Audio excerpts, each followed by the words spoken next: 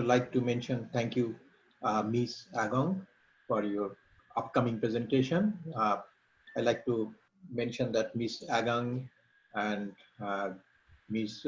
And Catherine Agong, Deborah Bartholomew, and Dawn Gobert Ekrich, their paper has to be presented by Ms. Agong. The title of the paper is Reducing Chronic Disease Through Transportation and Built Environment in the High Crime Countries, a review of the literature. Okay, appreciate. So please, you can start the presentation, Ms. Agong. Good afternoon. I am Catherine Agong, and I'm here to present on reducing chronic disease through transportation and built environment in high crime countries. This is a literature review.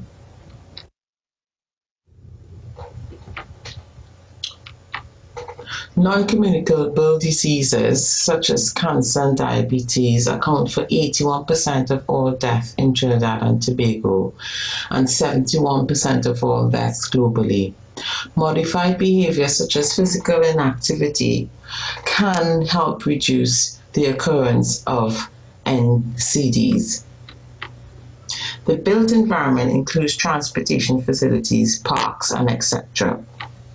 This paper evaluated the main literature relating to how the role of transportation and the built environment can contribute to increased physical activity, specifically active travel, in order to tackle non-communicable diseases. The objectives are to overview chronic disease in the Caribbean, chronic disease being obesity, hypertension, type 2 diabetes, and cardiac problems. To report associations between built environment and chronic disease. To identify studies investigating built environmental and crime, which is useful to develop a more efficient interventions targeting this barrier. To identify areas of research that are understudied, evaluate previous literature, and propose a research agenda. The methodology included undertaking a systematic literature review. The research strategy used keywords being built environment, chronic disease, crime, health, physical activity, and transportation. Study selection included built environment, physical activity, and NCDs, and it excluded traffic, diet, and congestion.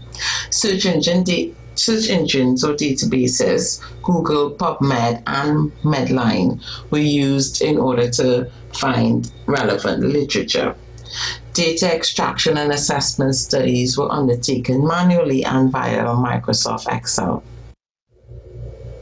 Our results showed 15 references, 13 being studies published between 2009 and 2019 met the criteria. So 80% of what we found met the criteria.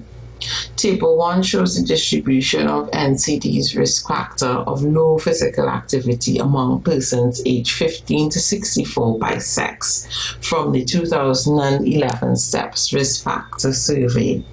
They showed that with a risk factor of low level of physical activity, there was a prevalence of 33% male and 53% female, and an overall prevalence of 45.4%.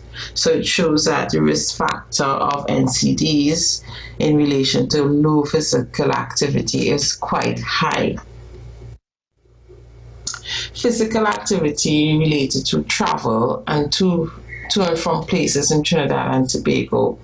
The average was 23.4 minutes per day, 30 minutes for men and 17.3 minutes for women. 55.8% reported that they didn't do any transport-related physical activity. The split for gender was 53.4% for men and 57.9% for women, and this is based on Ministry of Health statistics from 2012. Day 2016 concluded that there is a need for studies to establish a stronger causal relationship between features of the built environment and physical activity outcomes.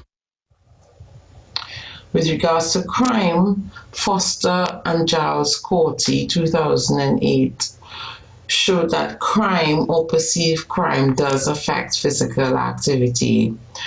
It doesn't specify walking and cycling as being included in their definition of physical activity.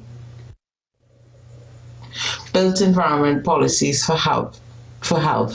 National policy is important for forcing engineers to create health-promoting environments.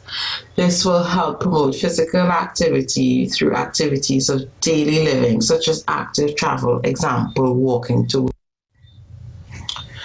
Continuing on built environment policies for health, there are no policies within the National Strategic Plan for the Prevention and Control of Non-Communicable Diseases in Trinidad and Tobago 2017 to 2021, which relate to changes to the built environment to facilitate active travel in order to increase physical activity. However, there are actions for the Ministry of Works and Transport to improve facilities for walking through the provision of sidewalks where possible and the provision of cycle lanes in appropriate areas.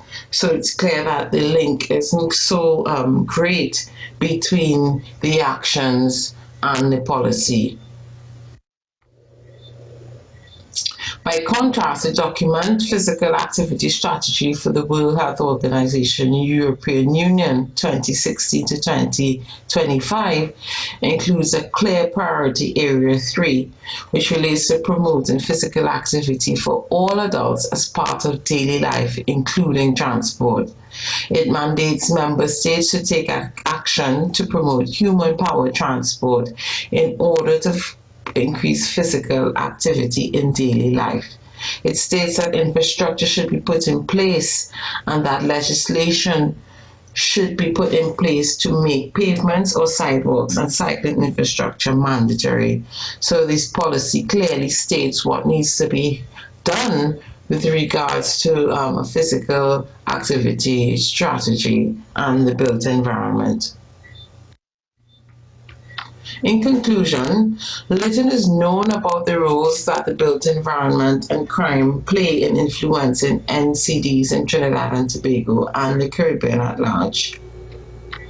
Further studies to provide a better understanding of the relationships between chronic disease, physical environment, and crime in the Caribbean, that includes theoretical models that frame and guide the planning and analysis of the built environment are required. More research needs to be conducted that are evidence-based to inform policy and practice to help promote and ensure that Caribbean populations have an opportunity to engage in active travel and promote healthy lifestyles.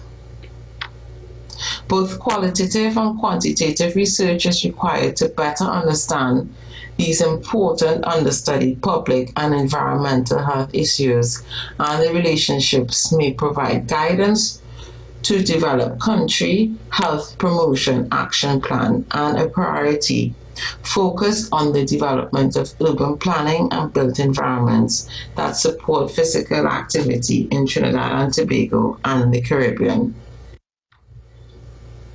Here are the references.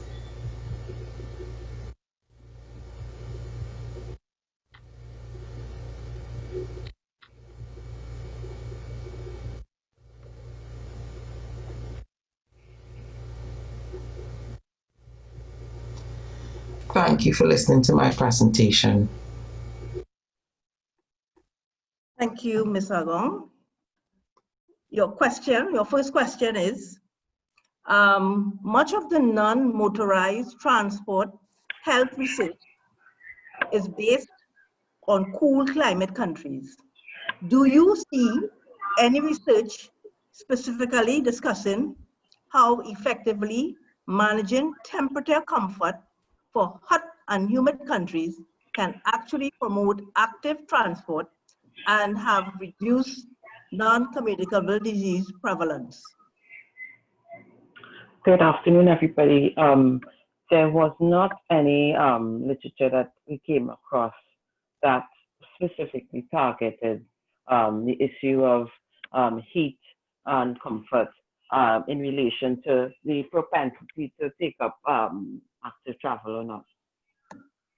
But it's something that we will look out for in further research. Okay. The other question, Catherine, aren't most developments designed to minimize rather than encourage walking? Could you repeat that question? Aren't most developments designed to minimize rather than encourage walking? Not in the Trinidad and Tobago context, certainly not in the Trinidad context. There's many examples of developments, particularly residential developments, being constructed and implemented in isolation with no sort of any form of transport other than the car. So this is something that policy and development planning strategies and procedures could improve upon in the future. Thanks. Another question. Also, do you have any indicator on why the prevalence of inactivity was higher for men in Trinidad and Tobago than for women? There wasn't any clear information to suggest. Well, what I should say rather is that they didn't really focus on the reason why at this stage of the research, but it is something definitely that we would have to look into as we do further research, because gender is something definitely that needs to be considered where the activity and non-communicable diseases are concerned. Okay. This person said, very good use of the SLR. When using SLR, were there any keywords that weren't as commonly found in related works of literature that you think would have affected the gap and discovery of other sources? I would say no, because this research was done quite extensively with the other parties, and if we use, and the other thing is if we use more key words, we would have derived a lot of literature which wasn't relevant to our study. Another question, Catherine. Do you think then that there could be a possible relationship between road traffic and non-communicable diseases? Yes, definitely. I would assume, based on my experience and knowledge so far, is that with high levels of use of traffic, use of car, for example, and the associated congestion, that there would be higher incidences of non-communicable diseases. I would, safely say that that is the case in Trinidad, but I really hesitate from making conclusions which I don't have firm evidence to base it on. Okay, the other question, what about the encouragement of cycling as opposed to driving? The person said they used to cycle to school. What is the role of road safety in this? Cycling definitely has a role here because it is included within the definition of active travel. We wanted to focus mostly on cycling and walking, but we acknowledge that in Trinidad at the moment, cycling is normally a leisure activity rather than an activity used as part of day-to-day travel and activities such as going to work, going to school, and so forth. Where road safety is concerned, there are a lot of, I know there would be a lot of work that needs to be done for both infrastructure and changing of attitudes towards the use of the road spaces to ensure that we optimize the safety for all road users and including cyclists.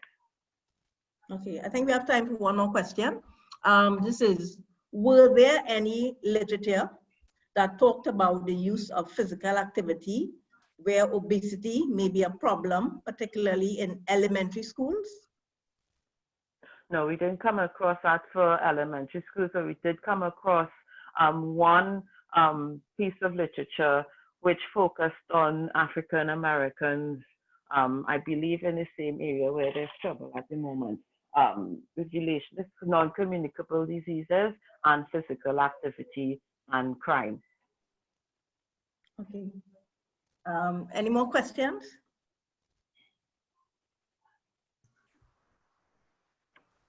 Okay, let's hold on a while. I think I can see one more question, maybe a couple of them, but one I can see clearly Dr. Trevor Townsend's question. It has been, what is the effect of quality of the working environment? For example, Port of Spain is not a pleasant place to work. You have to avoid vagrants, vendors, etc. Not the built environment, but the social environment. Right, and the social environment does point to the aspects of crime. Other things such as trip hazards, street lighting, width of pavements, and so forth, flooding and drainage, all of that affects the quality of the walk and would determine whether someone decides to walk or not. And what we're heading towards is to increase our physical activity as part of daily life so that it would help to reduce the incidences of non-communicable diseases. Okay, thank you. We are almost in the time, so I can see one more question, but I think Dr. Arshad Muhammad asked, do you think, you can have a quick answer, that'll be nice. Do you think then that there could be a possible relationship between road traffic and NCD? I don't know what context Dr. Muhammad asked this question, but in the context if it means journey times and delays and the amount of vehicles on the road, then yes. Okay, thank you so much. Yeah, yeah, go ahead. You're welcome. Thank you. Okay, Ms. Agong, it's a great presentation and very informative, interesting work. We have a lot of questions and answers as well. Thank you so much.